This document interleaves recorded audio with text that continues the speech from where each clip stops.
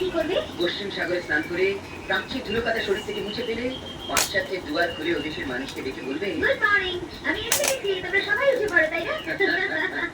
এই শোনো, এখন আর যেতে না, তার চেয়ে বরঞ্চ চলো আমরা একটু এই গ্রামের ভেতর থেকে বেরিয়ে আসি। গ্রামের ভেতরে আসতে হবে? ওকে, লেটস গো, চলো। না, কি হলো? গ্রামের ভেতর বেড়াতে যাবো কাল। তারপর? তারপর? তোমাদের শুভেন্দুর মুখে শুনলাম তোমাদের এই গ্রামটার ভেতরেই নাকি দারুণ সুন্দর একটা দিঘি আছে। আমি কিন্তু কাল ওই দিঘিতে সাঁতার কাটবো, প্লিজ। কিন্তু দিদিটা তো আমাদের নয়, আমাদের কার? হরেন সামন্ত।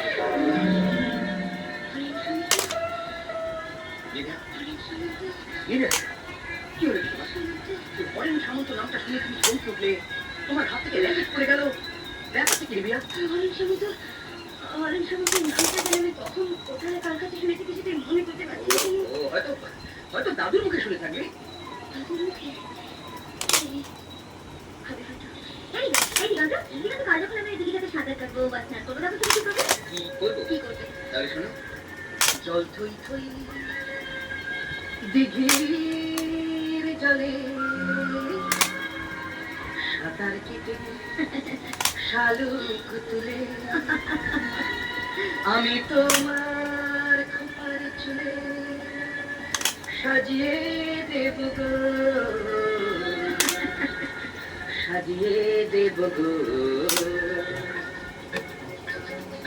জল থই থই দিঘির জলে সাঁতার কেটে শালুক তুলে আমি তোমার খোপার চুলে সাজিয়ে দেব গো, সাজিয়ে দেব গো।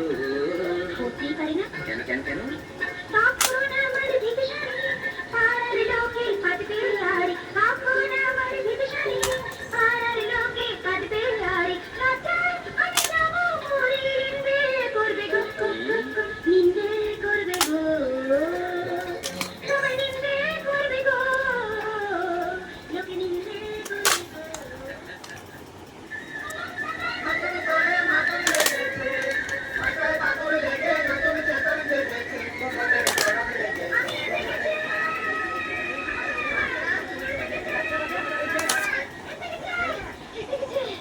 কি কদিন পরে নিজের পাড়া থেকে এসে ওই মা মনসা তোরা খান তোকে ঠিক চিনে নিয়েছে। হাই মা মনসা, তুই আমার বর লেখে নে। তোমার আমার আবার সব একটু একটু করে মনে পড়ে যাচ্ছে।